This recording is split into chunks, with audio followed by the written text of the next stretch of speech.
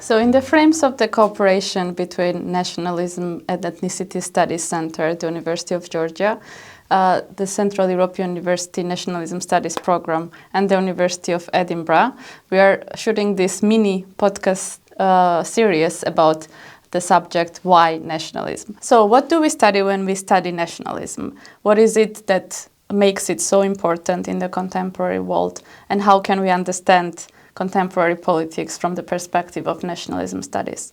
This podcast video series will have invited professors from the nationalism studies from different parts of the world, from different universities, who will tell us a little bit more about their research, about the relevance of it for our social and political issues, and some advices for the students on what to study when they study nationalism and how to do it.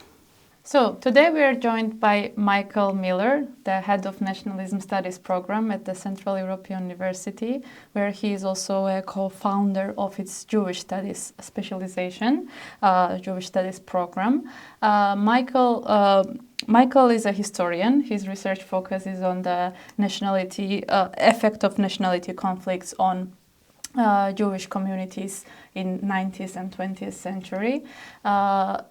Among many of his research interests, he is also teaching diaspora politics and comparative diaspora at the Central European University to the nationalism studies students. And we're hoping to hear more about that from today. So now, without further ado, I would just welcome Michael and ask him a little bit about his research in general, and then what's special about diasporas and how are they different from other groups in society that we know of, if you could speak a little bit about that. First of all, thank you for having me here. A little bit about my research. I am what you might call an accidental scholar of nationalism. It's something that has been central to my research for my entire academic career, going back to graduate school. And of course, it's become much more a focus of my research and my teaching since I've been at Central European University, and especially since I am in the Nationalism Studies program and the head of the Nationalism Studies program. I teach courses that deal with Jewish history and also deal with nationalism studies, and often look at the intersection of these two. So when I first looked for the places where Jewish studies and nationalism studies intersected, I obviously turned to Jewish nationalism, Zionism. So among the courses that I teach are courses on Zionism, courses on Jewish nationalism, courses on Palestinian nationalism as well. And I looked for areas of interest for my own research and for my own teaching where these two fields intersect.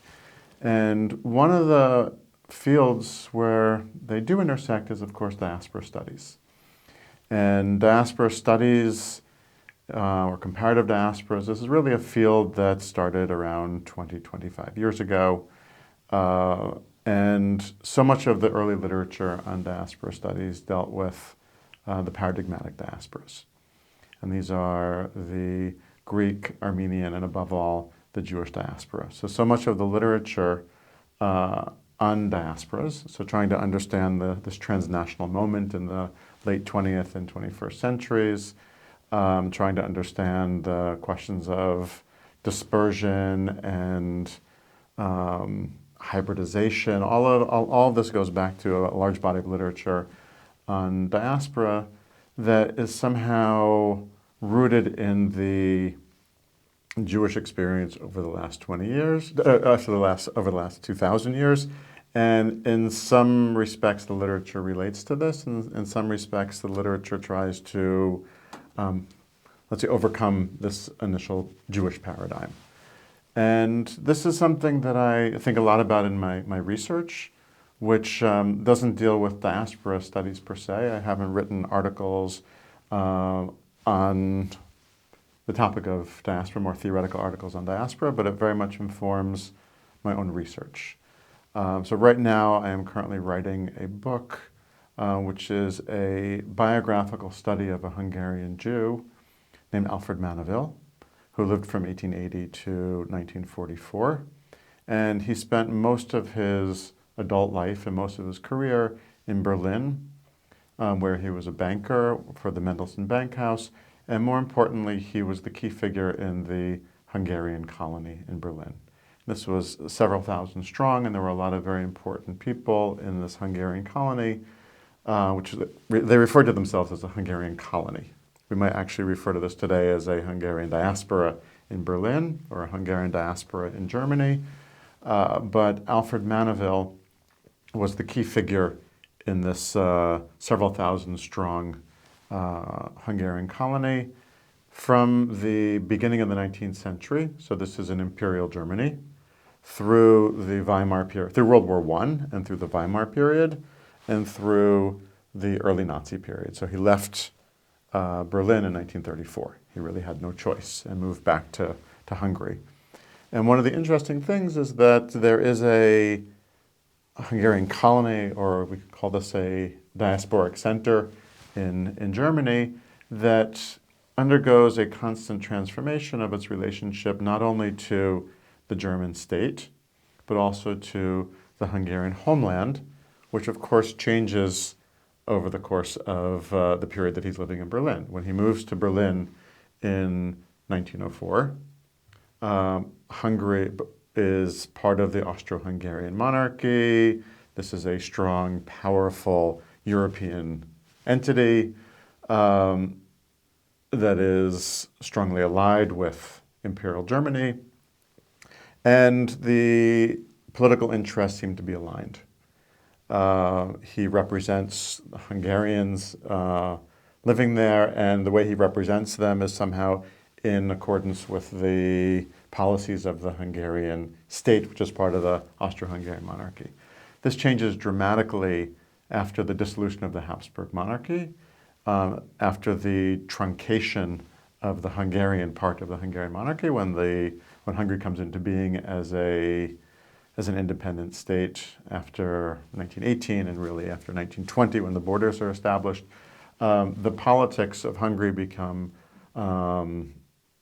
Christian national, anti-Semitic, and the Hungarian community in Berlin is a very liberal, Jewish, international community that is completely at odds with the Hungarian homeland.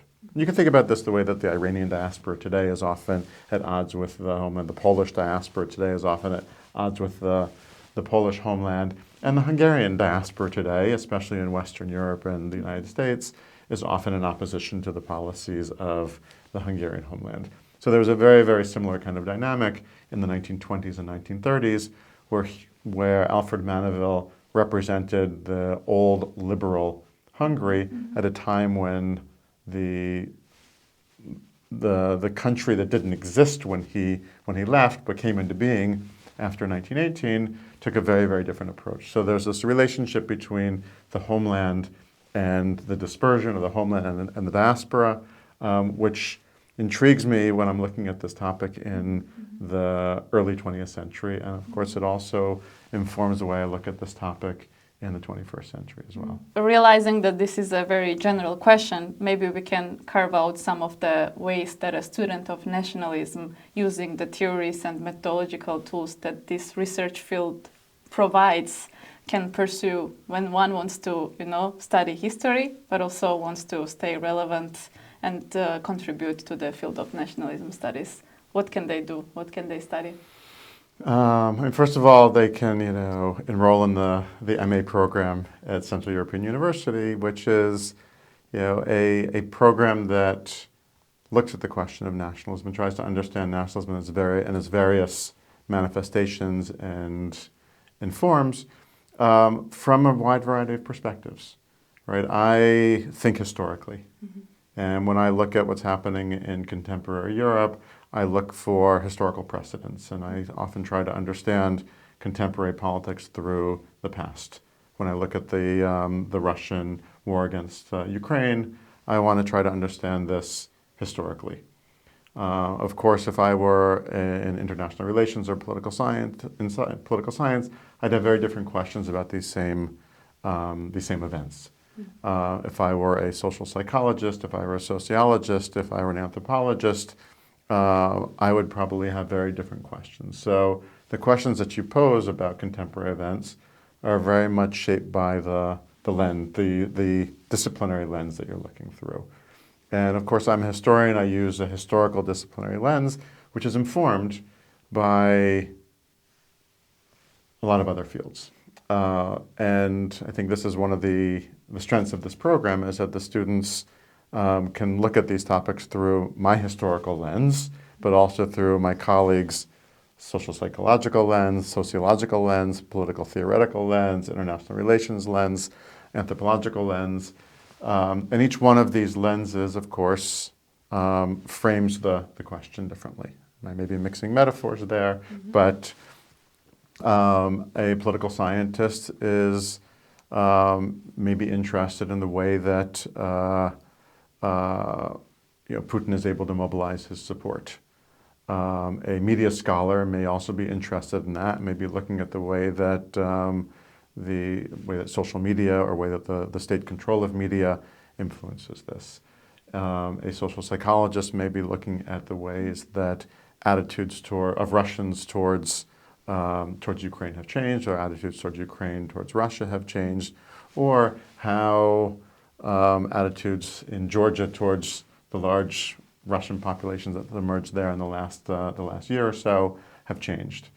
And an anthropologist may also look at certain kinds of common behaviors that shed light on similarities about the way that, let's say in the case, like we're sticking to the case of Ukraine and Russia, the way that certain patterns are formed, certain prejudices are formed, and the way that this influences the way that the conflict develops, and the way that the conflict is depicted and portrayed. So nationalism studies really is an inclusive space for different disciplines, being essentially transdisciplinary. Can we call it so? I think we can call it transdisciplinary. I think we can call it interdisciplinary. We can call it multidisciplinary. I mean, I think what's important is, from my perspective, and I say this as the head of the Nationalism Studies program, that Nationalism Studies is not a discipline. It is a field. It is a field of inquiry that draws on the perspectives of a wide range of disciplines. And there's almost no discipline, I mean, network science, environmental study. I don't know if environmental studies is the discipline per se, but we can draw on a lot of different academic fields to shed light on certain questions, also to raise certain questions. Absolutely, and these questions that we can raise in the field of nationalism studies, especially today, seem to be helping in understanding the contemporary politics, or in rooting understanding of these issues in history or in political science or in anthropology, etc. So I've kindly asked you to give some recommendations to the listeners. Someone may be new to this research field. And thank you so much for providing these recommendations. Now maybe with a couple of sentences, if you would like to say, why did you choose these pieces for someone who wants to familiarize themselves with the field? What do they bring to our understanding of nationalism or nationalist politics in general? Okay. This won't be a surprise to students who may be in the room with us right now, even, who are in my diaspora studies course or comparative diasporas course. One of the most important articles, I think, is the article by Rogers Brubaker on diaspora. And this is a critique of the proliferation of the term diaspora. And for those of you that are familiar with Rogers Brubaker, you know that he often tries to make a distinction between categories of analysis and categories of practice. And what he thinks is that as a category of analysis, the term diaspora has proliferated to such an extent that we can no longer really use this with precision. and that our focus should really be placed more on the way that diaspora is used as a category of practice. So why is it? I mean, in my earlier remarks, I was talking about the Hungarian colony in Berlin. And when we refer to it as a Hungarian colony, we view this very differently than, of course, if we refer to it as part of the Hungarian diaspora in Berlin. If we refer to a Palestinian diaspora, this means something very different from Palestinian refugees. If we refer to a Armenian diaspora, or the Armenian diaspora, this means something very different from the Armenian transnation, a term that some scholars use to refer to what many call the Armenian diaspora. But a diaspora implies often that there is one center. And the scholars who use the term transnation or prefer transnationalism over diaspora are interested in decentering certain national groups, so that if we talk about the Armenian diaspora, there is, of course, the Republic of Armenia, which is one of the important, which is the historical center, but there are also diasporic centers that actually vie in power with the Yerevan. Okay, so can we actually think about a multicentric nation and not just a nation that is centered in one place? So the very framing of something as a diaspora or as something besides a diaspora actually shapes the way that we view it. And also diaspora language or diaspora idiom is often used to mobilize populations. If I refer to the Turkish population in Germany as Turkish guest workers in Germany, or if I refer to them as part of a larger Turkish diaspora, a European Turkish diaspora, then this does something different. And I think it's also interesting, I've had several students over the years who have written papers on the question of whether or not the Roma can be understood as a diaspora, because some of the literature claims that the Roma are not a diaspora since they don't have a homeland orientation. We know from most of the scholarly literature that the Roma can trace their origins back to the Indian subcontinent, but that doesn't necessarily mean that there's a homeland orientation, that the European Roma are oriented towards India. But there have been efforts in the past decade or so by the Modi government and also by others to mobilize the Roma as part of a European Indian diaspora. And of course, we can look at this through an anthropological lens, through a political science lens. We can look at this through an international relations lens. We can also look at this through a historical lens. And I find it fascinating that certain populations that would have never been understood as a diaspora and are actually often understood as quintessential non-diasporas are subject to diasporization. And the question here is not, are the Roma a diaspora, are ethnic Germans in Russia part of a diaspora? The question is, what happens when we actually frame them as a diaspora, and what does that do to questions of identity? What does that do to our ability to mobilize these populations? So there's a lot of connotation, including the political connotations, that we have to be aware of when we use the concept of diaspora, as I understand. So maybe going forwards to the final question that is also a name of this series. And it's a very short question, to be honest, but I'm guessing and I believe it has and can have a lot of interpretations and understandings for different parts of the people and different societies. So without me implying the connotation of it at all, I would just like to ask you, why nationalism? Okay. Which I guess I could answer in 4 or 5 different ways. Why nationalism could be, why did you choose to study nationalism? Why nationalism? Why is there a nationalism studies program? Why nationalism? Why is this topic so hot and relevant today? And I don't know which one of these you have in mind, maybe all of them. Maybe this ambiguity is intentional. But I would say, the larger question here is, why is nationalism still a pressing field of study. Right, one of the questions that was quite often, actually maybe it's not a question, after the fall of communism, it was quite often assumed by scholars that nationalism was going to disappear as a political force, as a force of history. This was, I think, also implicit in Francis Fukuyama's essay about the end of history. And it came as a great surprise, it probably shouldn't have come as a great surprise, that nationalism reared its fairly ugly head in the late 80s and especially early 90s. And we saw this in Yugoslavia, we saw this in the former Soviet Union, we saw this in other parts of the world as well. And I think what's remarkable is that this is something that became relevant again in the early 90s and is in many ways more relevant today, what is this now, 30 years later?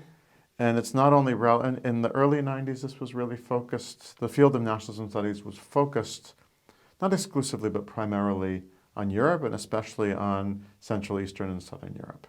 There were often comparisons between Eastern and Western Europe, a kind of an ethnic nationalism versus a civic nationalism. And I think the challenge right now is to understand the phenomenon of nationalism in its various forms outside of the European context. And I think this is one of the challenges right now in this department that I'm the head of and also in the field of nationalism studies is how do you take a literature that was written to a large extent in the post-World War I and especially post-World War II context, trying to understand the conflagrations that basically consumed Europe. And this literature really was looking primarily at the European context, not to mention the literature on the medieval political nation, which really focused exclusively on Europe. And so how do we actually take this theoretical literature and apply it to Indonesia, which is something Benedict Anderson did in Imagined Communities? How do we take this literature and apply it to the Global South? How do we understand a phenomenon that maybe 30 years ago was understood as largely a European-centered phenomenon, and how do we make sense of this elsewhere?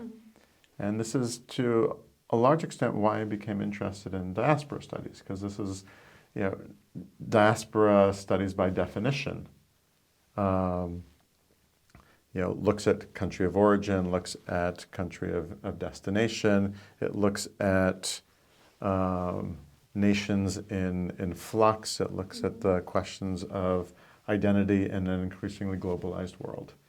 And I think this is one of the reasons why I was drawn to diaspora studies in particular, also because it's a broad enough field that I as a scholar and my students as scholars can also do a lot with this. And I think it provides an interesting explanatory framework for a lot of the questions in this hyper globalized and hyper interconnected world that we live in. Absolutely. So it seems like nationalism studies, while it's about nations or nation states, needs increasingly transnational approach to better understand the phenomenon. Yeah, very much so. That would be our takeaway for the listener and probably for the future students of nationalism studies as well.